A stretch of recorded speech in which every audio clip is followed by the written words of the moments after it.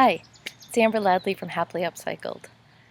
So it's been a little bit since I've checked in and sent out a newsletter, but maybe the last couple of months for you have been busy as things get back and we make up time, and it's just, there's a lot happening.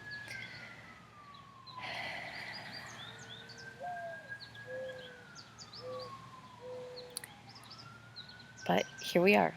And I am filming this from my bamboo garden. And I've talked about bamboo before with some of my crafts and projects, and it's certainly one of my biggest natural inspirations in our yard. I planted a couple plants, I don't know, less than a decade ago, maybe 8 or 9 years ago, and now we have this garden, and I'm sitting on a bench that actually we painted, my husband and I painted uh, in the spring of 2020. So when everything was locked down, and it's become, over the past year and a half, one of my favorite spots to sit, if not my favorite spot to sit in our yard when I just need some time to relax and unwind. And today I'm coming into the bamboo garden to announce a new tool that I've created from the bamboo. So I'm really excited to show you all what I've done. And well, why be suspenseful? These are, if you are a crafter, maybe you'll recognize them. It's a quilling tool. Quilling is an art form that's been around since the 15th century, and it's basically coiling paper, and you can use it in art projects, you could use it in card making, mixed media, you can make jewelry. So there's lots of different things that you can make from quilled pieces of paper.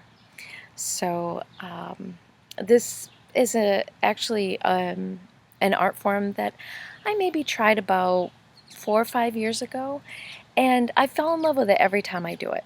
It's definitely, one of those crafts I like because it allows our mind to relax while our hands work. There's some familiarity and rhythm once you get going. It can be a really great collaborative project. I've had groups of people do quilling, and also like my family and I have spent some time quilling and then put together a collaborative project, and I'll show some of those. I'm just going to show you how simple it is. So the quilling tool has a slotted end, and I just want to show the bamboo, and I'll tell you about it in just a minute. But quilling is simply getting strips of paper, and of course mine are upcycled. They are pages from an old calendar, which is a tricky way to get long strips. So if you want long strips, they make bigger coils. And you don't have something that can cut really long strips. A calendar page or any book that's been stapled, and if you undo it, has really long pages, works very well. So that's it. Once you roll it up, then it begins to take its own form, and depending on what you're doing for the project, there's a lot of different shapes that you can make. I'm just going to grab my glue here. So you add a little bit of glue to the end, glue it up, and shape it. My favorite squares. I love squares, but you can make circles. If you pinch one end, it ends up being a teardrop. If you pinch both ends, get this fun eyeball shape. I've seen it called a marquee in quilling. If you then pinch those sides, whoops, there we go. It's not quite glued. I'm being a little impatient. You get a square, and it's all these funky shapes. So you can use these shapes to fill a canvas, or like I said, make cards or jewelry. And that's just a few of the shapes. I made this fun little heart earlier, which I could also imagine as earrings. Couldn't you imagine these as earrings? Those would be really cute. It's kind of hard to see with the light. Let's see if we do it on this side.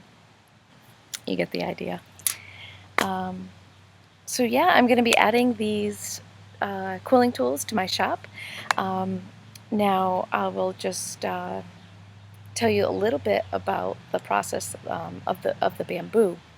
This bamboo has been cured, and what that means is that it will last much longer, and it's been cured over an open fire. So each of these were hand cut, hand cured, and glued and assembled for you to use in your quilling projects.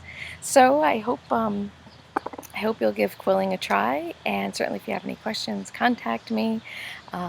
These items are up in my shop. Thanks so much. Bye-bye.